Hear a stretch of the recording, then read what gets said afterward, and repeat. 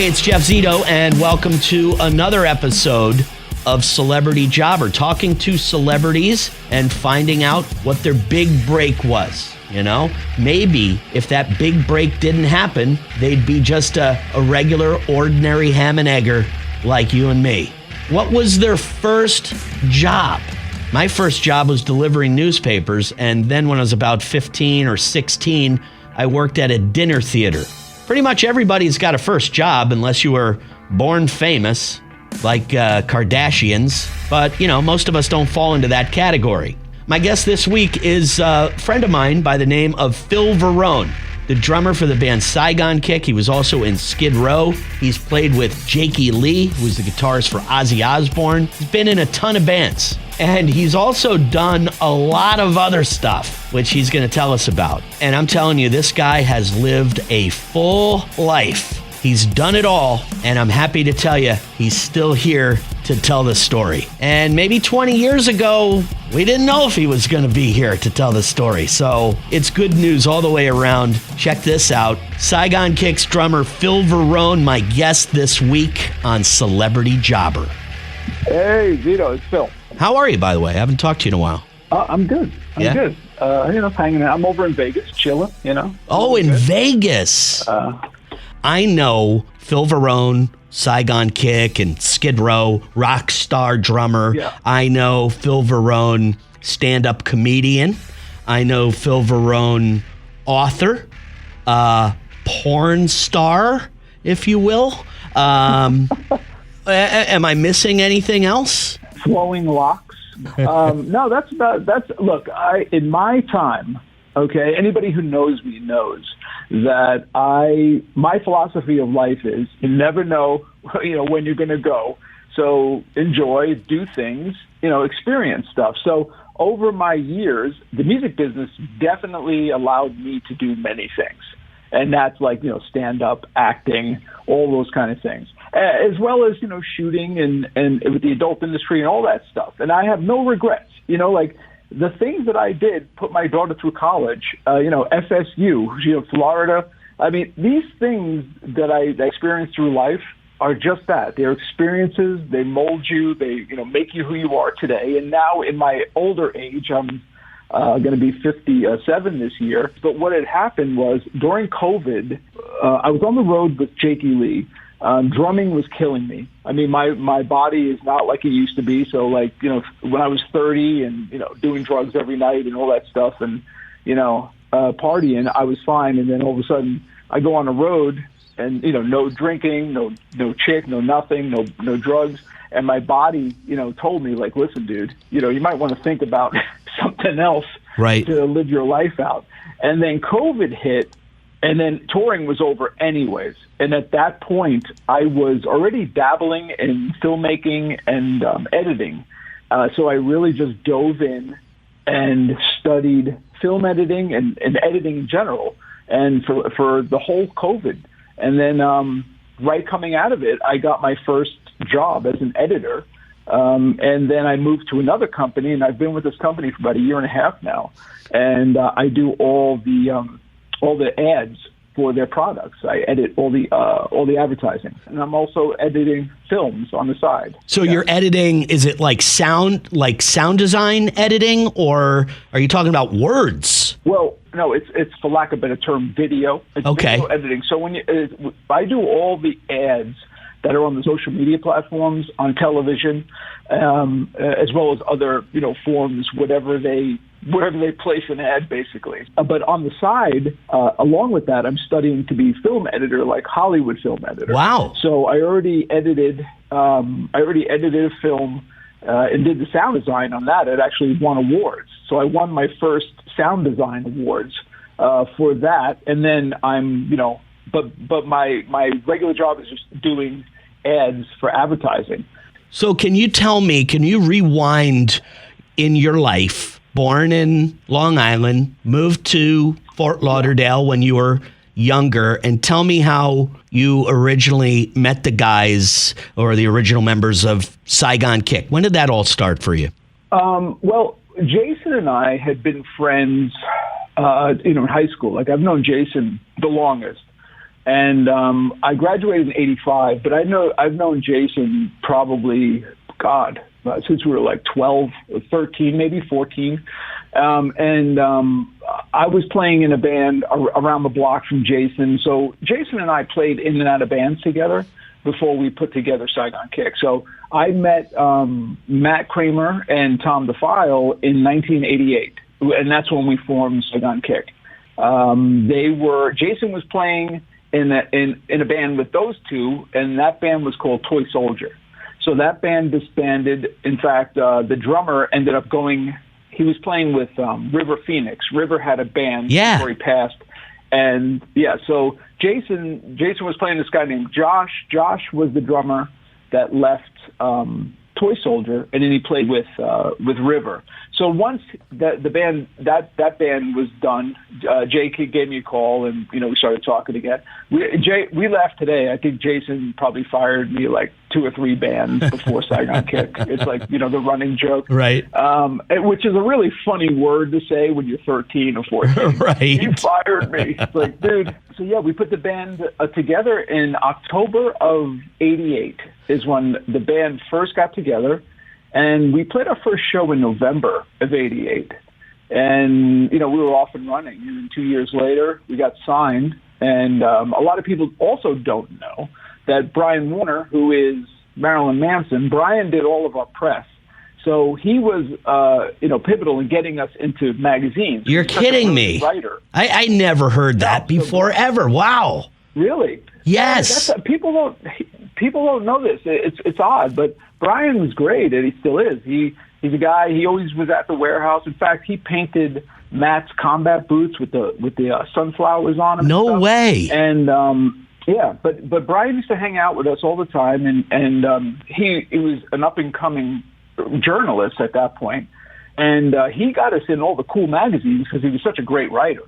So we got us in 25th Parallel and Rag and Billboard magazine that ended up on Jason Flom's desk from Atlantic Records. Skid Row was playing in South Florida at Summers on the Beach, and we went to an ATM. We took all our money out, and we went to bribe Summers. We're like, we got to open up for Skid Row. And they're like, we don't want you on this. It's already sold out. You guys would sell this out yourselves. We don't need you. And we're like, we got to open up for Skid Row because John Bon Jovi might be there. We're kids. We don't know how it all works. So take out this money to bribe him. And he goes, you guys are insane. Fine. You can have the show. And it was from doing that show that Rachel Boland's tech, Ronzo, heard us sound checking. And he told Flom about us. No way. So it was like this whole chain of events that happened. So Flommy's like, Saigon Kick, and then Ronzo's like, you got to sign Saigon Kick, and that's what started the whole thing. Was this the plan for you? Like, okay, you're in a band, and you guys are having fun, and you want to, make it. You want to get signed. But, was that the plan for you after high school? Were you thinking about college and another direction, another career? Or was it just you were playing music and you were just going to, do that until you couldn't do it anymore and then you'd figured it out? No, I worked for Westinghouse, and I was going to be an architect, and I was a golf pro. So I was on the golf team in high school, and I was like, okay, well, I definitely want to pursue golfing. But I was working for Westinghouse, and at that point, this is 1985, they had a new program, so they offered me a scholarship. And the CAD system, which was the computer drafting system, had just come on the market. And but I was in drafting, so I wanted to be an architect, and I was doing these drawings for Westinghouse. So they offered me a scholarship and a job at Westinghouse. And then Motley Crue came out. And I was like in '83, and I'm like, hold on a second, let me rethink this. And slowly I left the golf team, and then at the end of I graduated, and I did well in high school, and I had basically that was the plan. And then, I just said to my parents, look, I like to play drums, and they went, great. You just gotta, just get a job, and we'll support you the whole way. And sure as shit, I ended up on a launch service like the next week after graduating, and 4 years later, I had a record deal. So it was really my college in a sense. When Saigon Kick was formed, there was no way we weren't getting signed. Right. That was and it's funny. I just did a drumathon event and with Jim and Deanda and Gina Shock from the Go-Go's, and we're all sitting backstage. I'm like, at any point in your life, did you ever think you weren't going to get a record deal? And all of us were like, nope. That's just what we didn't know any better. So we were, maybe we were naive or whatever you want to call it, but we weren't taking no for an answer. And that's how Saigon Kick was, man. So you're talking signed in 88-ish, and then just a couple years later, big hit on the radio, which was, and all your big fans know this, but everybody that knows Saigon Kick knows Love Is On the Way, which is the softest song that you have on The Lizard. It's a really heavy album. How did you come up with that song? Was that record label people saying like, hey, the power ballad, that's a big thing, let's put this out? Because it's honestly like nothing else on the record. Yeah, no, we look, they always say you have a lifetime to write your first record and then, 2 months to write your second. But basically, Brian Chris, who's a PD over in South Florida. Oh, I know who he was. 103. Well, he loved that song. And they had, the thing where they would debut songs, and they spun it, and the phones lit up. And I remember we were in Mexico shooting the Hostile Youth video. And it was just my wife at the time was in hospital with about to give birth to my daughter, Talia. And I get a beep. I'm really aging myself. We had beepers back then. This 911 beep. I'm in the middle of a jungle in Mexico, and I got to try to find a phone because my wife's paging me from the hospital. And nonetheless, I ended up getting home in time. My daughter, I got home like on a Sunday or Monday. My daughter was born on Tuesday, but when she was born, they announced Love Is On the Way was #1 in South Florida at the time. We just got done shooting the video for Hostile Youth, thinking like that's going to be the single. We'll set up, you have a plan of like 3 songs, like we'll come out hard here. We'll put the second one as kind of like All I Want to whatever, it'd be like a hit, but it's not. And then Love Is On the Way, which is the ballad to kind of, get the kids ready to hear. And that's not what happened. So Love Is On the Way came out, and it got momentum so fast, and it went to #1 on MTV, and all of a sudden we're on MTV. Like this whole thing just went so crazy, so fast. And the only thing you could do is just hold on and hang on for your life. And hopefully when the dust settles, there's something there that you can make of a career. Or Phil, do you consider when that song hit MTV, do you consider that being you and or the band's big break, because your life had to change instantly and dramatically from that moment on? Yeah. Well, a hit does that. I mean, as they say, they take your calls. But it doesn't last. Unfortunately, you get that taste, though, and it's like chasing the dragon. It's like, man, that first getting that hit, and all of a sudden you're recognized, and all of a sudden, people are taking your calls, and you get to do things, and then it's quick as it came, it's gone. I say, we got 14 minutes because grunge hit. Like we didn't even get a chance to ride the wave because grunge, Smells Like Teen Spirit just came out and annihilated the industry. Like it was like that. And here's the sad part, I think, is that Saigon Kick was a grunge band all the way through. We were doing dual vocals when, all that shit was going on. We were doing them in the 80s, and we could have easily stood ground with that grunge movement. We looked like crap. We were just a rock band, man. We weren't trying to do anything. We were just playing music and trying to get good. That's it. That's all we were doing. And we could have easily stood ground in that grunge movement and did some really good business. But they didn't know what to do with us, man. Love Is On the Way it was a double-edged sword. But you know what? I don't regret any of it because you shouldn't. No, I don't. I'd rather have a hit than not have it. Right. And having that, really, I got to meet some really great people. I eventually went on to be a professional drummer. An actual drummer that got hired in bands and played on records, and it was all because of Saigon Kick. So we're no different than any other band. You deal with the industry. You're young. If I knew now if I knew then what I knew now, that kind of thing. But coulda, shoulda, woulda. We lived it. whatever we did, we made some mistakes, we made greatness, and that's it. You move on and you use whatever you did to go further and hopefully help others. That's it. That's all you can do. Phil, tell me about the documentary that you came out with about 20 years ago. I remember seeing a trailer for it, and I actually watched the whole thing, and I had like anxiety attacks through most of it. Waking Up Dead was the name of it.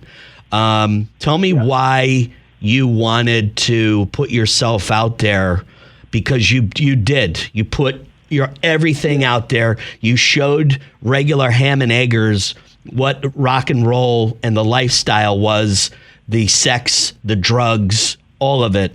So why did you make it? And I'm glad that you didn't wake up dead. You are alive and here to tell. Yeah. It was a project. Fabio Giuffre, a friend of mine, is a director.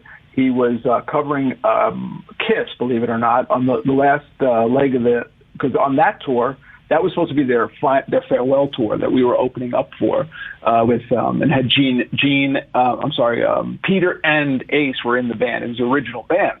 So they were there doing a news piece. He was a cameraman. We started talking, and he came up with this concept do you want to do a documentary and kind of show the dirty part of music, and it would basically be me for 3 years. He'd follow me around and all that stuff. And at the time, it seemed like a good idea. I mean, in hindsight, would I have done it now? No, probably not. I mean, but it was that mindset. And quite frankly, maybe it saved my life. It's a lot. It's hard. It's a lot to look at. I haven't watched it. I won't watch it, actually. Really? But, I met so many people, musicians and rock stars, huge rock stars that went, dude, I saw that documentary. Holy shit. Boy, I tell you. And I've been able to help others too. People have called me, I'm not going to name names, but, rock stars that everyone knows have called me and said, hey man, I need some help. Can you help me? Wow. Or help me there? And I gladly was able to help them and put them in touch with people. If I had to be the guy that came out and did it so other people can get help and do it, without being seen, I'm good with that. Funny story, I went to see Rob Zombie in Nashville, and I was backstage, and John 5 walked past me, and he looked like he saw a ghost. And because he had just seen the documentary, he came out and he was like, oh my God, dude, he's out there. That's who he's alive. Like, he was shocked that I was alive. And it's true. I mean, there's some serious crap going on in that thing. And not my finest moment, but it's not supposed to be your finest moment. I had and have an issue. You're an addict till you die. So I just don't want that to kill me. What about Playgirl? Any regrets on Playgirl? No. Did you see my junk? I didn't. I honestly, I can't say that I have, but I heard it was impressive. Well, it isn't called the Hulk for nothing. No. Again, look. You're talking about stuff that I loved. I still do. I think it's great. Look, I at the time I had the body and the dunk to do it, so I did it. Yeah, man. I have and look, I have no problems with nudity. I've been a nudist for 30 years. I don't care. If people are uptight over nudity, that's their problem. Right. I don't get naked in front of people. I mean, I'm saying, but if it's just it's like anything else. If there's a problem with Playgirl, then they'll pick it up. If you're looking at it and you're questioning it, then why the hell are you looking at it? Right? So with all of these jobs that you're telling me about, what was your very first job, first paying gig ever? First paying gig was, back in the 80s. Do you remember the malls that had the pizza place? It had this basically like Fast Times at Ridgemont High. It had the movie, and then you had the game room. So it was like I worked at this place called Don Cicchio's, and it was a pizza place, and I made pizzas. I started summer when I was 14. He paid me $3 an hour in cash under the table. Okay. And I thought I was rich because I worked 70 hours a week. I was like a workaholic, and I get out of there like $210 in cash, and I'm like, I am king of the world. Yeah, but Don Ciccio was breaking child labor laws, though. Seriously, he was a made guy. He was a mobster. So he was. I mean, Cheech, in Italian, that's basically the boss. And so he had a couple of locations. One was on the pier at Pompano Beach. So, and then he had like a Chuck E. Cheese, and eventually I would just end up managing the place and through the 3 stores. But yeah, that's where I worked, from 14 until we got a record deal, basically. Wow.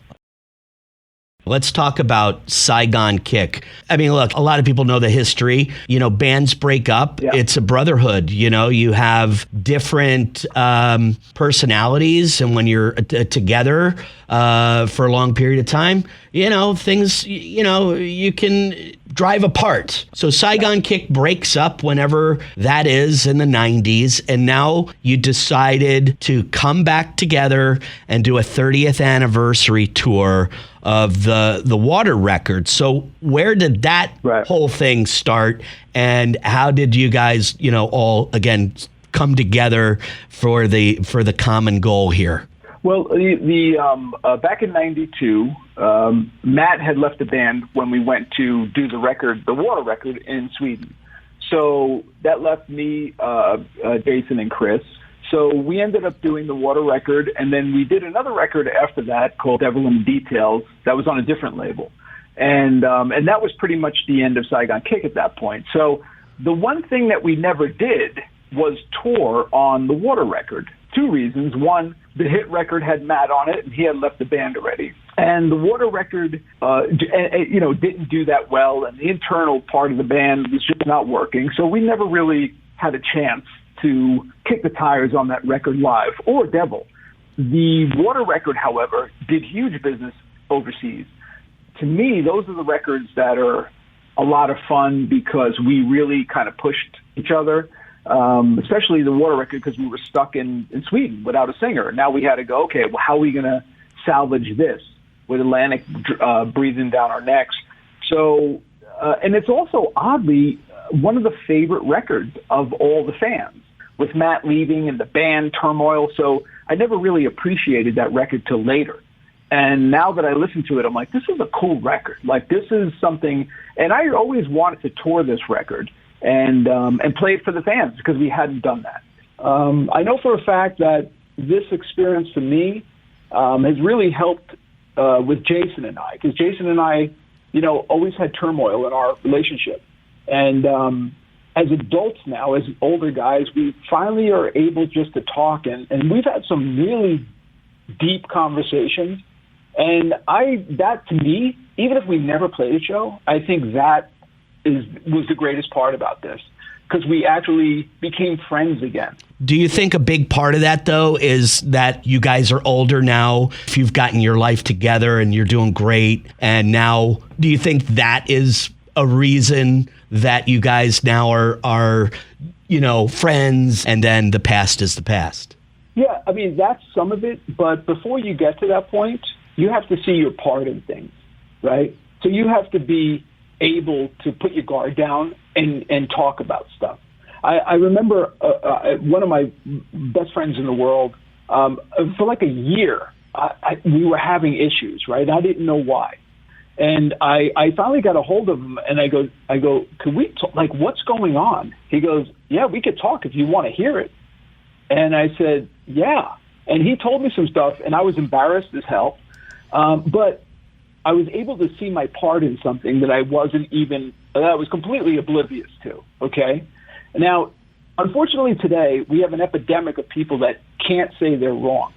We see it in politics, we see it in bands, we see it in life. People everybody has to be right. And that's just not the case. And sometimes you're wrong, all right? It doesn't matter. And it's okay. Just get on with it. And I had to look at myself in Saigon Kick and stop pointing fingers at everybody else and kind of look in the mirror and go, wait a minute, maybe I did have a part in that. Maybe that happened because I did this. And that was my biggest And that's life to me. I've been doing that for years now, and trying to make amends with people and just see my part in a lot of crap. Because ultimately, nothing was malicious. It was just life. Right. And if you're wrong in that time, that's okay. If you go out of your way to be manipulating and try to, do some harm to someone, that's a different story. But if you're just getting through life and you made decisions that were terrible and you didn't see them, and luckily a guy will pick up a phone and you go, hey man, I'm sorry about that. That's the kind of conversations Jason and I have had. And that takes a lot. That takes a big man on both our ends to admit that you're number one wrong, that you were, you had this flaw or whatever, and because that's the only way you can get past it. You just can't say, oh, well, it happened 30 years ago, so forget it. No, it's not going to ever be forgotten, because we all need closure in some respect. Right. And he needed closure as much as I did. This is great, though. I mean, the fans have been waiting for Saigon Kick, and now it's happening, especially in Tampa, like you mentioned. It's May 24th. It's at the Capitol Theater, and I'm looking forward to it. I'm looking forward to seeing it. I haven't seen you in 4, 5, 6 years, something like that. So I'm looking at seeing all you guys. And thanks again. All right, I'll talk to you soon. All right, buddy. Take care. Bye. Okay, so Saigon Kick in Florida in the late 80s and early 90s was a big band. And I remember seeing them at some local clubs when I was in high school, because I went to Sarasota High School. So they were kind of like a local band. They're from Fort Lauderdale, and their music was pretty heavy. It was definitely in the line of a lot of the grunge bands that were coming out at the time. Nirvana, Pearl Jam, Soundgarden, Alice in Chains, that kind of stuff. Heavy. But there was a program director at a radio station in South Florida that identified their ballad on the album The Lizard, which was called Love Is On The Way, was a big hit. And he was right. He actually played that on his radio station, and it crossed over to top 40, and it became a major hit overnight on MTV, was everywhere. So I would imagine that was Phil and Saigon Kick's big break. All of a sudden goes from a local band to, a national band that everybody is hearing on the radio and seeing on TV. Yes, Phil had dreams of being in a rock band, but not necessarily his plan. He wanted to be an architect. He was a draftsman when he was in high school. He got a scholarship to work with Westinghouse. So that was his plan. Even though he said he had dreams of being a professional golfer. He played on the golf team in high school, and he wanted to be a pro golfer. I saw a lot of similarities in Phil's story as, I wanted to be a pro golfer, and I was at a country club for a little bit. I played on my high school golf team, and my father was an architect. So again, I saw a lot of similarities between Phil's story and my story. Phil's jobs, though, think about it. The draftsman when he was in high school, he's an editor right now for an ad agency. He's been in documentaries and made documentaries. He's been a stand-up comedian, of course, a drummer, professional drummer in rock bands. He is an author. He's written a book. He's in the adult film industry as not only an actor, but I believe he has a mold of his junk out there. I haven't seen it, but I heard it's pretty impressive, and I'll take everybody's word for it. And of course, his first job working at a pizza place in the mall for an Italian guy in the mob who obviously didn't know much about child labor laws. Phil was working 70 hours a week when he was only 14 years old. But he said, hey, I had $200 in my pocket. I thought I was rich. And he worked for that pizza place. They had 3 locations, and he did everything from making pies to eventually becoming the manager of one of the stores. He did that up until he got signed to a major record label with the band Saigon Kick. A Renaissance man, if you will, Phil Varone, reuniting with the band Saigon Kick, going on tour starting in just a few months. It's a great story. He overcame substance abuse. He's been able to help other people with their substance abuse issues because of his documentary, Waking Up Dead. Go check that out if you ever get a chance. On Instagram and Threads, Real Phil Varone. Thanks to everybody for listening. Of course, if you like this podcast, please subscribe. Would love you to give us a 5-star rating, leave a review. Also, our new YouTube channel, which is youtube.com/the@celebrityjobber, and available on Spotify, Apple Podcasts, or wherever you listen to your podcasts. We're on them all. Until next week, this has been another episode of Celebrity Jobber. See you next time. I'm Jeff Zito.